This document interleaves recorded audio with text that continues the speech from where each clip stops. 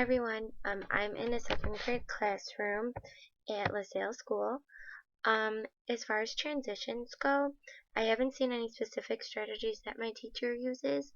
Um, like I said in the previous video discussion, the kids in my classroom are very well behaved, so I think that it's not, my teacher kind of thinks that it's not really necessary to have like specific transitions throughout the day, because honestly, they can just be told, go back to your seats, and they will go back to their seats without a problem.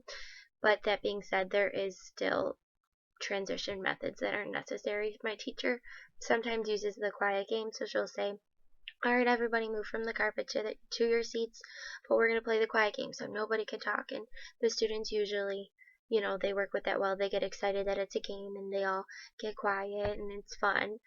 Um, but as far as anything else, I haven't really seen any other strategies other than, all right, everybody line up and we're going to go to the bathroom and line up and let's move on to our next activity. Sometime my teacher explained to me that she likes to get the students up and moving and lets them socialize. Like, she gives them breaks throughout the day, and she said that this helps her a lot during her transition periods because the students are given time to move and socialize, um, rather than just, she explained to me that if they didn't have that time, the transition times throughout the day would be more hectic because that's their time to be moving and they're breaking between activities. So I thought that was a great point, and I will definitely use that in my future classrooms. I will definitely take the breaks throughout the day and let the children move around and socialize. She also sometimes puts timers on the smartboard, so like, all right, everybody should have their assignment books put away and their math worksheets on their table when the timer rings, and it'll be on the smartboard for the children to see. As far as grouping strategies go, the children are grouped in tables. They're seated in tables, probably like over 4 or 5 kids per table. The kids are, I asked her if she seats the children at certain tables, like purposely, if she has a purpose for it, and she said yes. She said that she mixes up the levels, the ability levels that children have at each table, so there's a mix between, like high and low thinkers and those who are like right in the middle.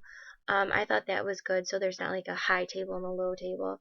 This way children can help one another and receive help from one another, and also kind of get them familiar with everybody else in the classroom, because sometimes I feel like all of the high students kind of talk to each other, and not so much with those who are lower thinkers. At least that's what I've seen in this classroom. So she explained to me that she also switches their seats often. She said this is good because students are, again, getting to be friends with everyone in the class, and also that they're not just getting used to certain people at their tables, and so they're not just staying friends with the or close to the people who are at their seats.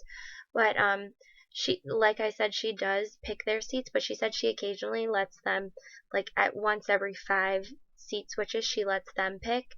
She said that letting the students pick their seats is good because they can then maybe they work better together because they want to share with each other because they're their friends. Um, she has centers on Fridays. I'm not there to actually see it, but she explained it to me. She blocks this time for if she needs to reteach certain lessons of the week to certain students. So because she's reteaching, she groups their centers in leveled groups. So that way, this actually connects back to 273. We talked about grouping, um, leveled grouping, and how it is good when you need to work with a group one-on-one.